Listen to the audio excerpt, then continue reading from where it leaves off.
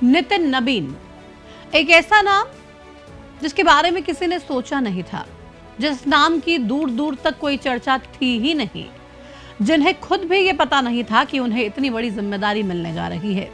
BJP के फैसले ने एक बार फिर से सियासत की बिसात को पलट दिया।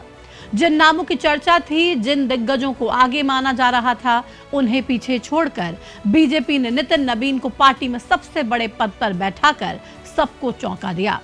राष्ट्रीय राजनीति में जिनका नाम किसी ने सुना ही नहीं हो, बीजेपी की लीडरशिप ने उस नितिन नबीन के अंदर ऐसा क्या देखा कि पार्टी का कार्यकारी राष्ट्रीय अध्यक्ष बना दिया।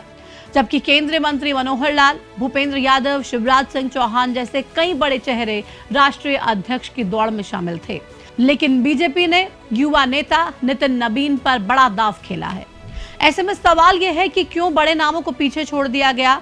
बीजेपी ने नितिन नबीन को कार्यकारी राष्ट्रीय अध्यक्ष बनाया है। क्यों बीजेपी ने युवा चेहरे पर दांव खेला। आखिर अपने फैसलों से बीजेपी क्या संदेश देना चाहती है। आज की इस वीडियो में हम आपको इन्हीं सब सवालों के जवाब देंगे और ये बताएंगे कि आखिर नितिन नबीन कौन है और उन्हें लाने के पीछे बीजेपी का मकसद क्या। आखिर क्या है नितिन नबीन के सिलेक्शन की इनसाइड स्टोरी, इस वीडियो में मैं प्रतिमा दत्ता आपको बताऊंगी। राजनीति में बीजेपी के तमाम फैसलों में कुछ ना कुछ सरप्राइज एलिमेंट जरूर होता है। बीजेपी कई बार ऐसे फैसले ले लेती है जिसका आइडिया अनुभवी राजनीतिक विश्लेषक भी नहीं लगा पाते और ना ही पार्टी नेताओं को उसकी भनक लगती है। और जब बात नेता चुनने की हो तो फैसला एकदम हटके होता है।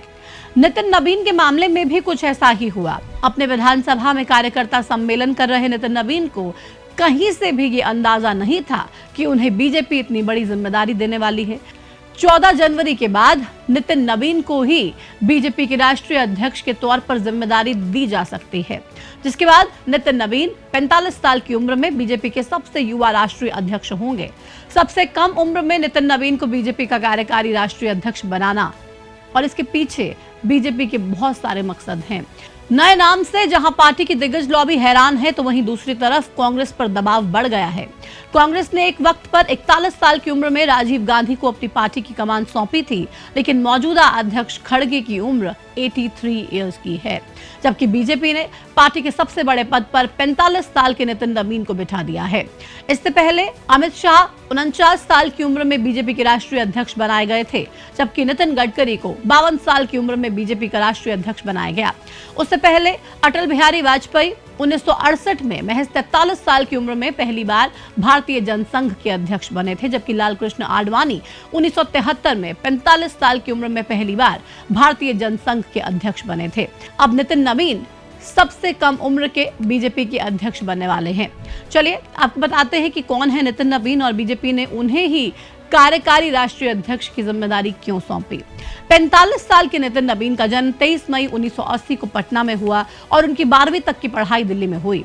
उनके पिता नवीन किशोर सिन्हा बीजेपी के बड़े नेता और बाराबंकी से विधायक रह चुके हैं। उनकी माता का नाम मीरा सिन्हा है। पिता के निधन के बाद नितिन ने युवा उम्र में राजनीति में कदम रखा। साल 2006 में पिता के निधन से खाली हुई पटना पश्चिम विधानसभा सीट पर पहली बार नितिन नबीन ने उपचुनाव लड़ा और जीत दर्ज कर विधानसभा पहुंचे। इसके बाद से जो जीत का सिलसिला शुरू हुआ वो आज तक जारी है। साल 2010 से 2025 तक वो लगातार 5 बार बांकीपुर सीट से चुनकर आए हैं। पहली बार उन्हें फरवरी 2021 में नीतीश कैबिनेट में शामिल किया गया था। वे 3 बार से नीतीश सरकार में कैबिनेट मंत्री हैं। फिलहाल बिहार की एनडीए सरकार में पीडब्ल्यूडी मंत्रालय की जिम्मेदारी संभाल रहे हैं। युवा होने के साथ ही सरकार और संगठन का अनुभव नितिन नबीन के लिए प्लस पॉइंट है। उन्होंने युवा मोर्चा के लिए काम किया है और वो इसके राष्ट्रीय महासचिव भी रहे हैं। साल 2008 में उन्हें भारतीय जनता युवा मोर्चा का राष्ट्रीय कार्य समिति सदस्य सह प्रभारी बनाया गया। 2010 से 2013 के बीच नितिन भाजयुमो राष्ट्रीय महामंत्री बने हैं।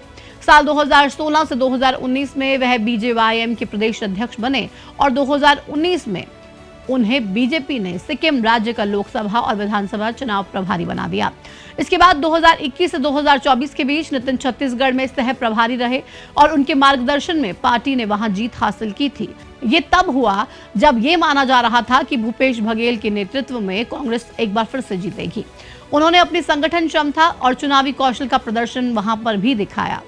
इसके अलावा नितिन नबीन जाति से कायस्थ हैं। इसके पीछे भी बीजेपी ने संदेश दिया है कि वह राष्ट्रीय अध्यक्ष के चुनाव में जातिगत समीकरणों को तरजीह नहीं दे रही है, बल्कि संगठन पर पकड़ और युवा नेता को ये जिम्मेदारी दी जा रही है। नितिन नवीन की संगठन में अच्छी पकड़ को आधार मानकर पार्टी ने उन्हें बड़ी जिम्मेदारी दी है। ये जरूर है कि बीजेपी ने एक बार फिर से अपने फैसले से सबको चौंका दिया, लेकिन ये पहली दफा नहीं है। इससे पहले भी बीजेपी ने कई बार नए और कम चर्चित नामों को बड़े पदों पर बैठा दिया है। चलिए आपको बताते हैं बीजेपी ने कब कब ऐसे चौंकाने वाले फैसले लिए जिसकी भनक किसी को लगी ही नहीं। बीजेपी में चौंकाने वाले फैसलों की शुरुआत पीएम मोदी के नेतृत्व में हुई। इसका सबसे पहला और बड़ा उदाहरण मनोहर लाल को हरियाणा सीएम के रूप में चुनना था। 2014 की मोदी लहर में मनोहर लाल को हरियाणा में सीएम के तौर पर चुना गया। तब वो राज्य की राजनीति में कोई बड़ा चेहरा नहीं थे। इसी तरह से साल 2017 में योगी आदित्यनाथ को यूपी की कमान सौंपकर बीजेपी ने सबको चौंका दिया था। तब योगी गोरखपुर के सांसद थे। वहीं साल 2021 में गुजरात में बीजेपी ने सीएम भूपेंद्र पटेल को छोड़कर उप मुख्यमंत्री सहित पूरी कैबिनेट ही बदल दी थी। साल 2021 में उत्तराखंड में बीजेपी ने एक ही साल में 2 बार सीएम बदलकर सबको हैरान कर दिया। ऐसे ही महाराष्ट्र में साल 2022 के विधानसभा चुनाव में बीजेपी ने खेल किया। बड़ी पार्टी बनने के बाद भी सहयोगी दल का सीएम बना दिया। 2023 में राजस्थान में पहली बार के विधायक भजन लाल शर्मा को सीएम बनाना भी बीजेपी का हैरान कर देने वाला फैसला था। और साल 2023 में राजस्थान के साथ साथ मध्य प्रदेश में बीजेपी ने सीएम फेस के लिए शिवराज सिंह चौहान की जगह मोहन यादव को सीएम बनाया।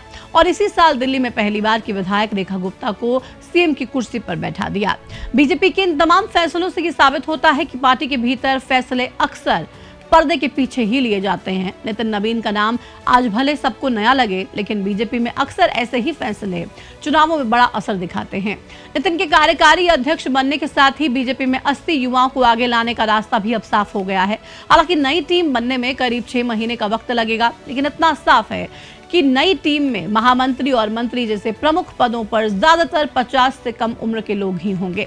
बहरहाल, एक तरफ जहां पार्टी ने अपने फैसले से संदेश दिया है कि समर्पित कार्यकर्ताओं और नेताओं को बड़ी से बड़ी जिम्मेदारी मिल सकती है, तो वहीं विपक्षी पार्टी कांग्रेस पर भी अब दबाव बढ़ गया है कि आप युवा नेतृत्व को आगे लेकर आइए और तमाम चीजों में युवाओं को एक स्पेस दीजिए।